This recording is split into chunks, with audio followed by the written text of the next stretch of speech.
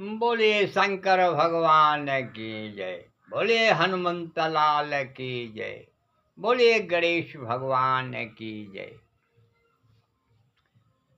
ओम गजाननं भूतगणादिसेवितं कपित्थजम्बूफलचारुभक्षणं उमासुतं शोकविनाशकारकं पाणौ महासायकचारुचापं नमामि विघ्नेश्वराय वरदाय।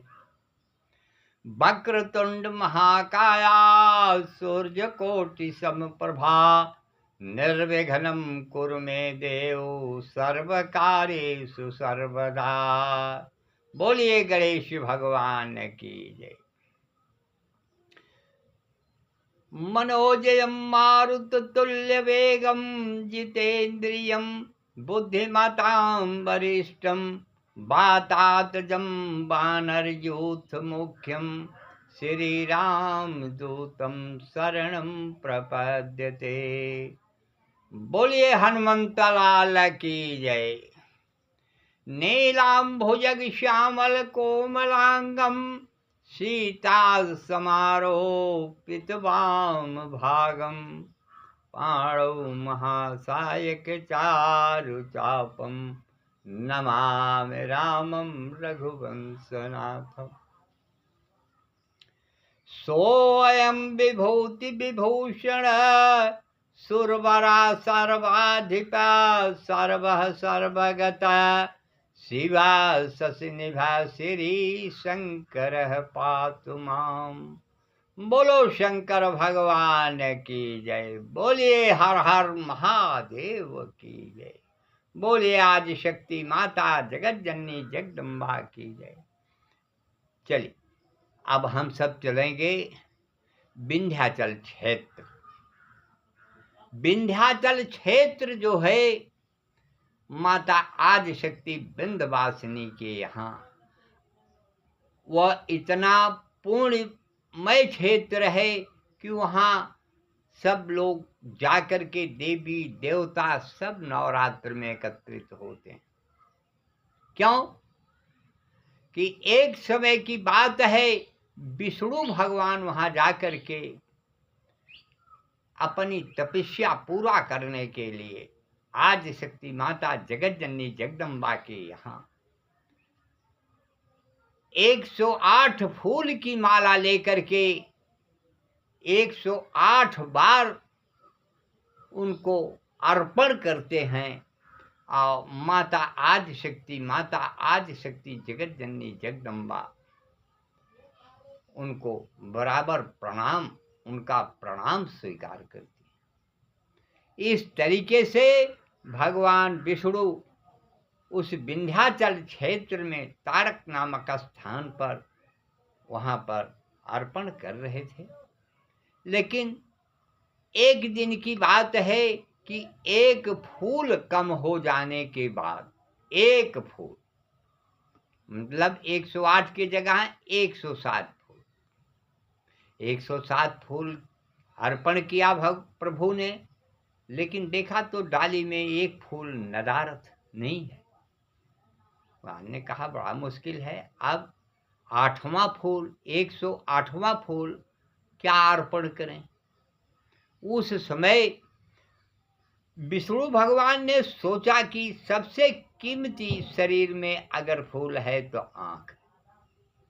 तो विष्णु भगवान ने तुरंत अपनी आंख को निकाल करके एक फूल की जगह अर्पण किया।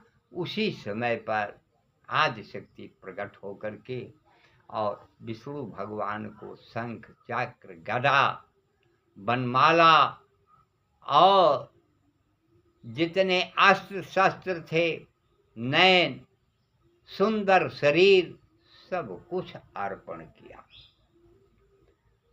सब कुछ अर्पण किया और उनको मायापति बना दिया। उनको बना क्या दिया? मायापति। आपकी माया संसार में कोई नहीं ले पाएगा। आप जो भी चाहेंगे वही करेंगे, वही सब को स्वीकार करना पड़ेगा।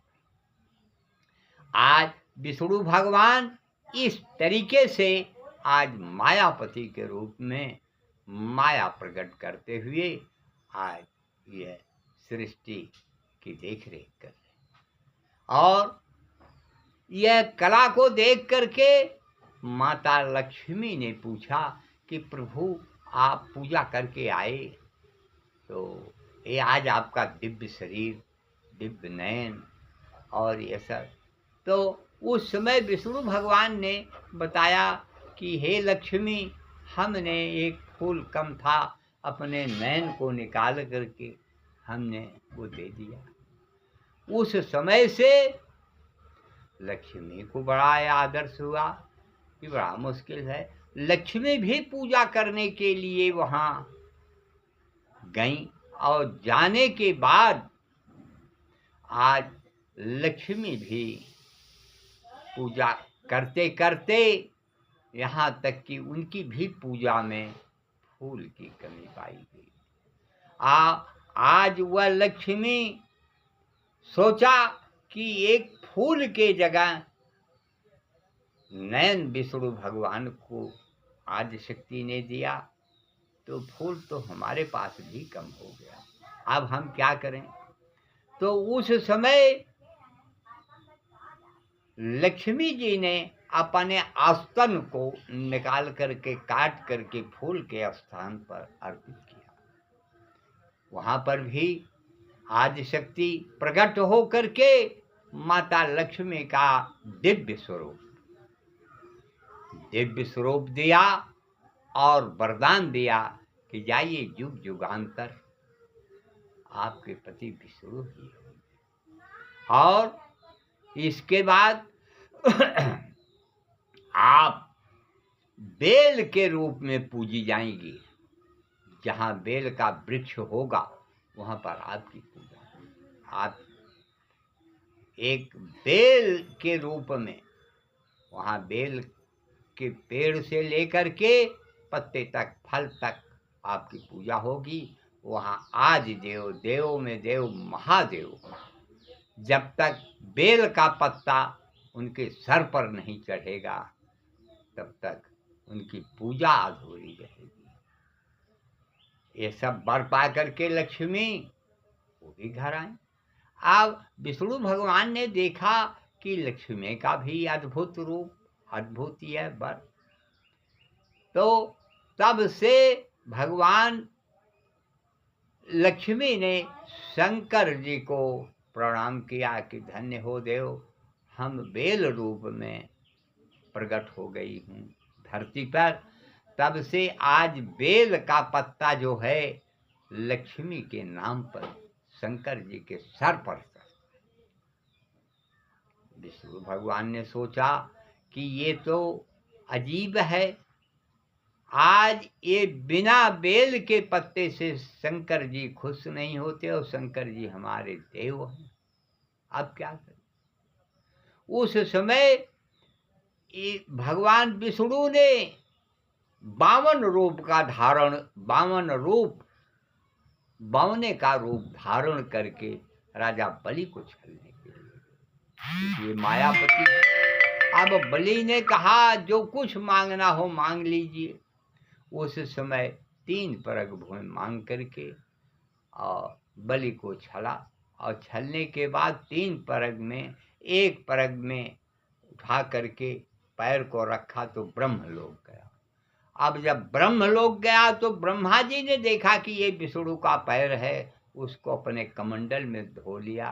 तब वहाँ धोने के बाद गंगा जी वहाँ प्रकट हो गई, पैर से गंगा जी निकली। कहा ठीक है, तो गंगा जी पैर से निकली। अब उस गंगा जी को शंकर जी अपने जटा में रखे। कहाँ रखे? जटा में। जब जटा में रखे तो बेल के पत्ते पर जब तक शंकर जी के जटा से जल नहीं प्रवाहित होता है तब तक शंकर जी खुश नहीं। इस तरीके से विंध्याचल में जो भी आदमी जा करके अपनी मनोकामना पूर्ण करना चाहता है, व्रत और तपस्या करके वहाँ अपनी सारी मनोकामनाएं पूर्ण करता है। इसलिए बहुत से लोग जाकर के वहाँ दान दक्षिणा और अपनी मनोकामना को पूर्ण करते हैं।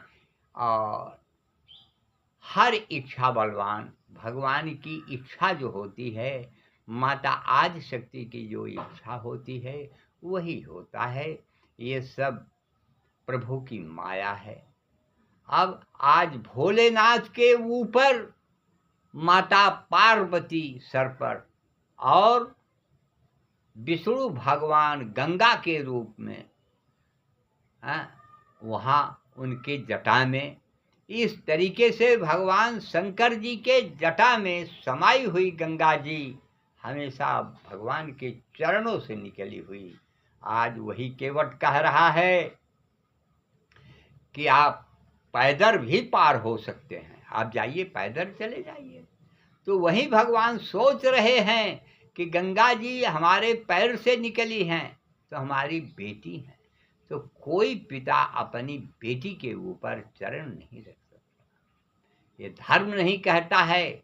इस तरीके से रामायण में बाबा तुलसीदास ने दर्शाया है, केवट के प्रवचन में ये सब बातें आई हुई हैं।